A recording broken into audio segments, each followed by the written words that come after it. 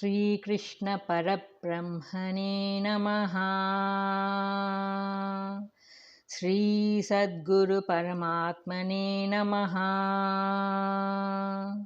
Sarva Maharshibhyo Namaha. Heat and cold, pain and pleasure are temporary phenomena. Endure them. 14th shloka. Matra sparshastu kaunteya sitoshna sukha dukkadaha agamapayino nitya tam stitikshasva bharata. Substance. Contact of the senses with objects produce heat and cold, pain and pleasure. These experiences come and go and are impermanent. Endure them, O Arjuna. Commentary. Those who do not know that the world is a great illusion consider that the experiences of the senses and the mind are real and superimpose them on themselves and suffer all through their life. But those who know that these modifications belong to the realm of the body only and that the self remains untroubled and uncontaminated by them are free from pleasure and pain, and such men live always in a state of happiness. However, so long as man is in the embodied state, even the Gnani must go through the physical changes. But since he knows the sharp distinctions between the body and Atma, his attitude to them is entirely different from that of the ignorant man. So the Lord's command is endure them. Titikshasva. There is no other way. Producers of pleasure and pain. The pleasure experienced by the senses is not pure pleasure, it is mixed with pain. If it is a pure pleasure, it should not have any touch of pain either before or afterwards. Elsewhere in the Gita, it is said that the pleasures derived through the contact of the senses with worldly objects are themselves the source of pain. Common experience is also the same. The same thing causes pain and pleasure under different circumstances in varying degrees. There can be no such thing as pleasure apart from pain. They are the two sides of the same coin. They are called dvandvas, pairs of opposites, which always go together. So the Lord speaks of them together as producers of pleasure and pain.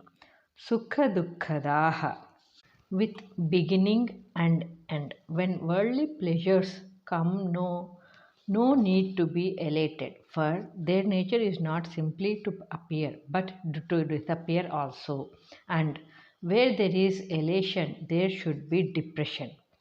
Pleasures come as guests and again depart. They are transitory and short lived. Therefore, one should not get himself attached to them.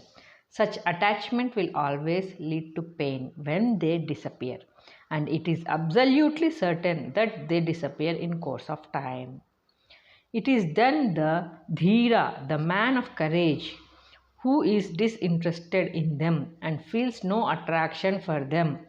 The foolish man is deluded by the superficial attractions offered by the sense objects, runs after them, and gets himself caught in the whirlpool of samsara. And besides, even a casual observer knows that, not desired by him, several painful things come to him by the power of providence in the cyclic motion of time, and he should be in a position to conclude that even pleasures would come similarly through time, and precious life need not be wasted for obtaining such pleasures. The duty of every thoughtful man is to seek for truth in the midst of this changing phenomena, and the unadulterated Ananda, which is pure and perfect and which brings no pain in its wake. The Lord exhorts Arjuna to seek for such permanent joy. Endure. Endure them. Titikshva.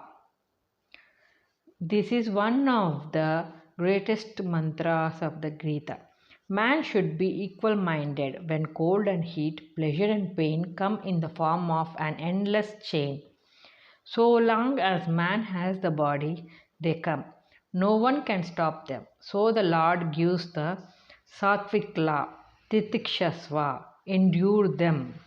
Like Sama and Dama, control of internal and external organs, Titiksha, endurance, is the absolute necessary qualification for the spiritual seeker. Question: what is the nature of sense experiences? Answer: they produce heat and cold, pleasure and pain. They come and go. They are impermanent. Question: what should one do when they come? Answer: he should endure them with an equal mind and remain calm and unmoved. Lord Krishna declares the fruit of such equanimity of mind. 15th shloka. Yam hina vyatyantete purusham purusharshabha samadukha sukham dhiram somrudatvaya kalpate. Substance: the firm man who is not affected by pain and pleasure, who remains equal-minded, surely is fit for immortality. O Arjuna, chief of mortals. Commentary: chief among mortals. He who has controlled the senses, who is not attracted by worldly objects, and who is equal-minded in pain and pleasure, is the best of men. Worldly greatness is not enough, but along with it, one should acquire spiritual excellence also. Then only he becomes the chief among mortals. The Lord exhorts Arjuna to acquire spiritual greatness, and so he addresses him as chief among mortals, Purusharshabha, equal in pain and pleasure. Firmness of character implies equanimity of mind under all conditions of pain and pleasure. He is firmly fixed in Atma, who feels that the pairs of opposites, dvandvas, are only modifications of the body and mind. Pleasure is only a wave of the mind, and pain is also a wave of the mind. The Atma is above the mind.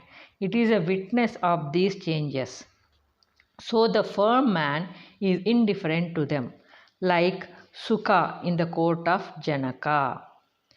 He is fit for immortality. Liberation is known as immortality. The world of name and form is dead matter, Jada. It is subject to birth and death. The state of Atma is deathless. So liberation is not something to be acquired fresh by man, but it is his essential nature.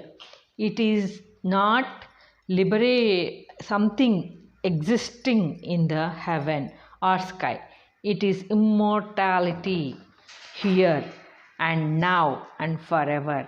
He who attains this state does not come under the power of death. He has no need to take body again. Fitness for moksha is not here confined to any race, religion, or caste. The Lord simply says that the man of heroic endurance and equal-mindedness is alone fit for liberation. There is no distinction of caste and creed. Question: what is moksha? Answer: the state of happiness. Ananda is moksha. Question: who can attain it? Answer: he who is not drawn by the sense objects, who is firm and equal-minded in pain and pleasure, attains it. Question: who is a firm man? Dhira. Answer: the man of equanimity in life and death, in the midst of all the tremendous agitations of life, is entitled to be called a firm man. Dhira.